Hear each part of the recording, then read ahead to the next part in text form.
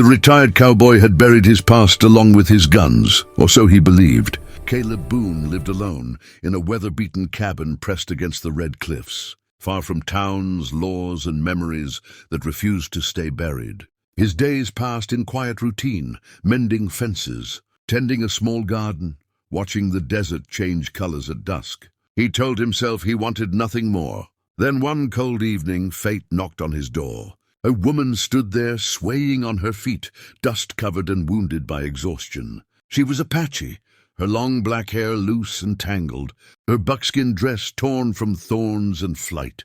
Her eyes held a pain Caleb recognized instantly, the look of someone who had already lost everything worth losing. Before he could speak, she collapsed to her knees. "They took my child," she said, her voice trembling yet unbroken. "Comanche raiders at dawn."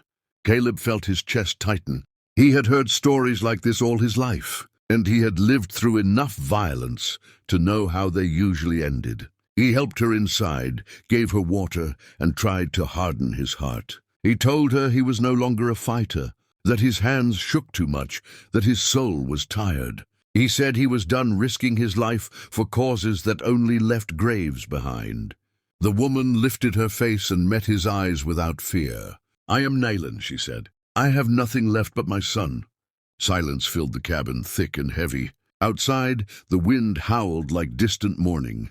Nalin took a slow breath, as if steadying herself for one final loss. "Save my child," she said quietly, "and I will reward you with myself." The word struck Caleb harder than any bullet. He saw not temptation, but desperation, mother offering her own future. Because the world had stripped everything else from her. He turned away, anger and shame burning in his chest. Yet he could not erase the image of a frightened child bound. Somewhere in the desert, that night sleep refused him. Memories of gunfire, cries, and unfinished regrets haunted him until dawn. When the sun rose, Caleb made his choice. He reached for his old rifle, long untouched, and saddled his horse. When Nalin stepped outside and saw him preparing, hope flickered in her eyes for the first time. Without another word, they rode into the desert together, chasing a chance that might cost him his life, but save his soul. They rode at first light, the desert still cool and quiet, the sand holding the memory of every step taken before sunrise. Nalin rode ahead, her eyes scanning the ground, reading signs invisible to Caleb, broken twigs, disturbed stones, faint hoof marks, each told her a story, and she followed it with unwavering focus. Caleb watched her closely, realizing she was not simply a grieving mother, but a survivor shaped by years of loss and endurance. As the sun climbed higher, the land grew harsh. Heat shimmered across the plains, and vultures circled lazily overhead. Caleb's body ached in ways it hadn't in years, old injuries protesting every mile. Yet he pushed on, driven by something stronger than duty. Every time he considered turning back, he remembered Nalin's eyes and the quiet dignity in her voice when she had made her offer. It hadn't been seduction, it had been surrender. By midday, they reached a narrow canyon where the trail slowed. Nalin raised her hand, signaling him to stop. Her expression hardened.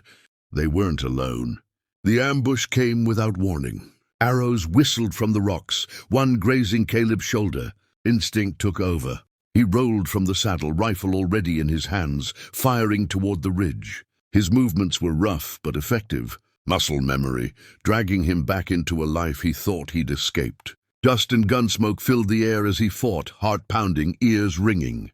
Nalin did not freeze. She moved low and fast, using the terrain, her knife flashing as she drove off a warrior who got too close. When the attackers finally retreated, silence returned, broken only by heavy breathing.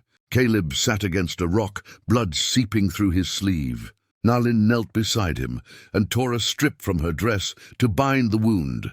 Her hands were steady, practiced. "You fight like a man with nothing to lose," she said softly. Caleb laughed bitterly.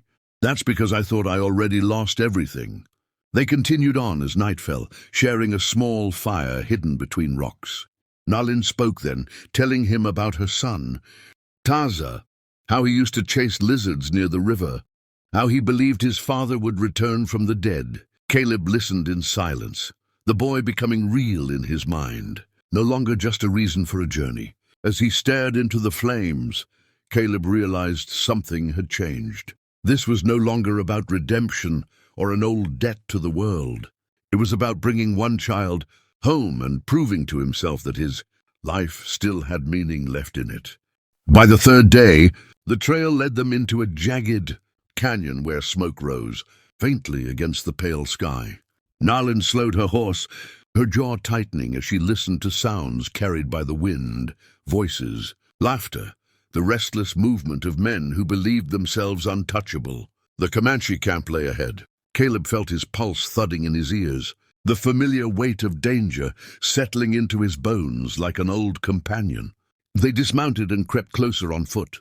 Caleb studied the layout, counting warriors, watching patrol patterns, forcing his aging mind to sharpen again. He knew a direct attack would be suicide. Instead, he whispered a plan that relied on speed, chaos, and a little luck, none of which were guaranteed. Nalin did not question him. She only nodded, eyes burning with fierce resolve. When night fell, Caleb struck first. A rifle shot shattered the quiet, followed by another, then another, each echoing through the canyon. He fired from a distance, moving constantly, shouting and drawing attention to himself. Warriors poured toward the noise, answering his challenge with wild cries. Caleb ran, heart hammering every step a gamble. A bullet tore through his side, the pain sharp and immediate. But he kept moving until the sounds behind him faded. Meanwhile, Nalin slipped into the camp like a shadow. She found her son tied near the horses, his face streaked with dirt and tears. "Mother," he whispered, disbelief breaking into sobs. She cut his bonds, holding him close for only a heartbeat before lifting him onto a horse. As they fled, a warrior spotted them and gave chase. Caleb heard the shouts and turned back despite the blood soaking his shirt. He fired until his rifle clicked empty, forcing the pursuers to scatter. A final shot rang out, and he felt his legs give way. The world tilted, then went dark. When he awoke, pain pulsed through his body, and the smell of herbs filled the air. He lay inside his cabin, feverish, barely aware of time passing. Nalin was there day and night, pressing cool cloths to his skin, whispering prayers, singing old Apache songs meant to guide wounded souls back from the edge. Taza sat nearby, watching silently, fear slowly giving way to trust. Days later, Caleb opened his eyes fully and found Nalin sitting beside him. Exhaustion etched across her face. Relief washed over her when she saw him awake. "My promise still stands," she said quietly, voice heavy with gratitude and obligation. Caleb shook his head weakly. "Your son is alive. That's all the reward I need." Tears slipped down her cheeks, not from sorrow this time, but from something gentler, hope reborn in the ashes of despair. Recovery came slowly, measured in quiet mornings and small victories. Caleb spent days confined to his bed, the desert sunlight creeping across the cabin floor, while the past loosened its grip on him.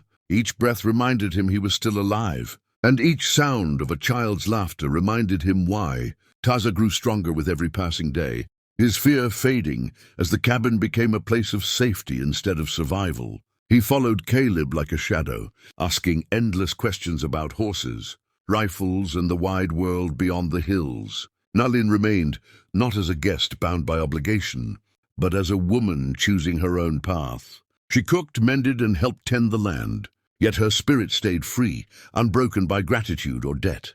In the evenings, she sat beside Caleb on the porch, watching the sky burn orange and purple as the sun slipped behind the cliffs. Silence between them felt natural, no longer heavy with unspoken bargains. One night, Nalin spoke of her past. She told him of her husband, lost to soldiers who never learned his name, and of the years she spent running, surviving, refusing to let grief harden her heart. Caleb listened, understanding more than he ever said. He shared his own story in return, of gunfights fought for causes that faded, of men buried without prayers, of a life he thought was finished long before she found his door. "I did not offer myself because I am weak," Nalin said softly, her eyes fixed on the horizon. "I offered because I choose to live and because my son needs a future." Caleb nodded. "And I won't cage you or claim what isn't freely given." She turned to him then and smiled, not the smile of a woman paying a debt, but of one recognizing an equal. In that moment, the last weight of the past lifted from Caleb's chest. He understood that saving the child had saved him as well. Seasons changed. The land healed. Daza learned to ride, to laugh, to dream again. Nalin planted roots without surrendering her strength, and Caleb found purpose beyond survival. Their lives joined not by a promise spoken in desperation, but by respect earned through courage and sacrifice. In the end, there was no reward claimed and no debt owed. There was only a retired cowboy who found redemption, an Apache widow who chose love without chains, and a child who grew up knowing that sometimes the bravest thing a person can do is trust again.